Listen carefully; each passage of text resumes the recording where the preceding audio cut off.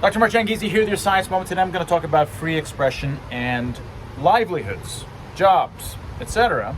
Now, this is in the context of Elon Musk having taken over Twitter, bought Twitter, and he's apparently laying off half of the employees at Twitter. And that's always, not nice to see when you see employees having to look for new jobs and so forth, and hoping that they'll be fine getting good jobs elsewhere. But just a little bit of context, there's a little bit of background here. We have a company that has been working with the federal government and potentially would have even been, censoring us even without that. We don't know. Certainly their attitude and these Veritas leaks have been showing that they're working with the federal government and happily doing so, censoring their political opponents, right? Censoring anti-mainstream narrative opponents, suspending us, censoring us, deboosting us in all the various ways that they have, as they've done me, and as they've done hundreds and hundreds of thousands of people that have dared say anything against the draconian, ineffective interventions that have been going on for the last 2.5 years. Now, we've been focusing here, in my Science Moment series and at FreeX on the more fundamental issues that occur when you censor free expression, when you destroy the marketplace of ideas. These are deeply damaging things at the societal level. Haven't really focused on the individuals per se, but it's worth mentioning. Look, the people that are in the public square, not everybody's in the public square. Most people, the average friend of yours probably is on Instagram, they're on Facebook, but they're not on Twitter. Twitter is a real public square, and the people that are there need to be there often for their job.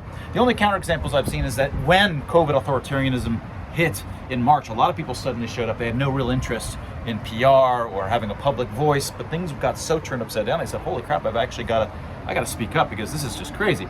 But for the most part, folks on Twitter are there because their business, their livelihoods revolve around doing something that requires getting the word out about their product, word out about their intellectual product.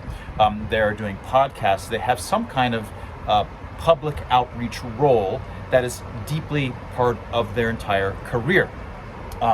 Or they started off for some sort of just we're watching, and then suddenly they grew and they're surprised, and they turned their career into something that then leveraged that. And so these are the kinds of things. They built up social capital. They built up reputation within Twitter, which can take years and years to do. It may never happen.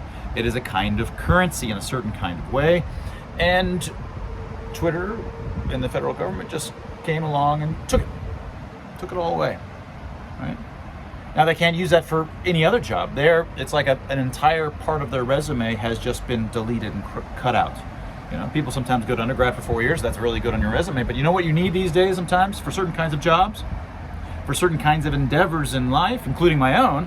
My life is devoted to being an intellectual and getting those ideas, researcher, making big discoveries, and getting those discoveries in the hands, in the ears, and the minds of people.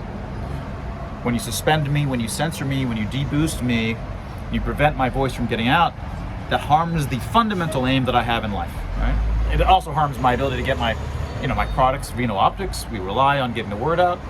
My books rely on, there's both the business side as well as the more public intellectual side. That's harmed me individually, and hundreds of thousands, millions of people have been harmed individually for their livelihoods. They've effectively been fired because Twitter employees decided that they're not allowed to say that kind of thing because their undergraduate fact checker decided that it's misinformation. And even if it was misinformation, that's not an argument to censor anything, right? Every debate has often one side that's wrong, sometimes both sides that are wrong. Sometimes neither side is wrong because they just have value differences. All of these combinations are okay. That's what debate, discussion, and free expression is all about. Each time Twitter and Facebook and YouTube, each time you censored people, suspended people, you were firing somebody, right? I think you were violating your own implicit contract with them. I think you were violating the First Amendment because you're coordinating with the federal government. But in addition, on the personal side, you were firing somebody. So when we hear about this many employees leaving, being laid off at Twitter, there's a bit of a mixed emotions in many of us as we've watched you fire end the livelihoods of hundreds of thousands of people, right? As well as the larger harms, the more societal level harms, which I'm not talking about here. And that was your science moment.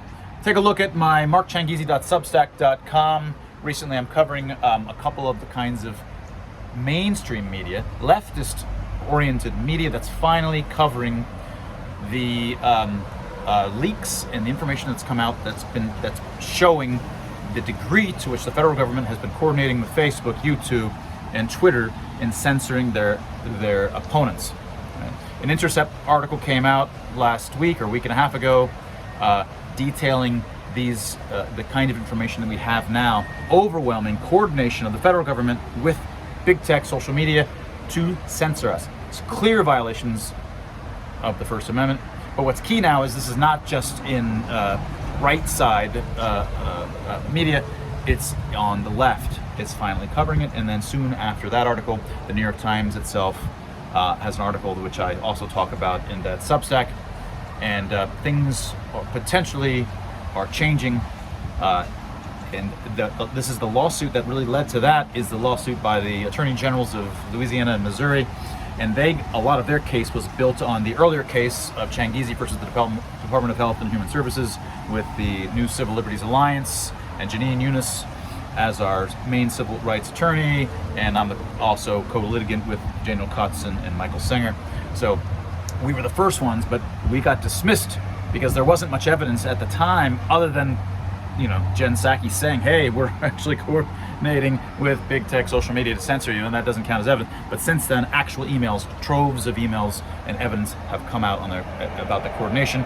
So this other First Amendment lawsuit, which was based in many ways on ours, now is in position, has all of this information that came out, and as well they're going to depose many of these federal officials, including Fauci himself.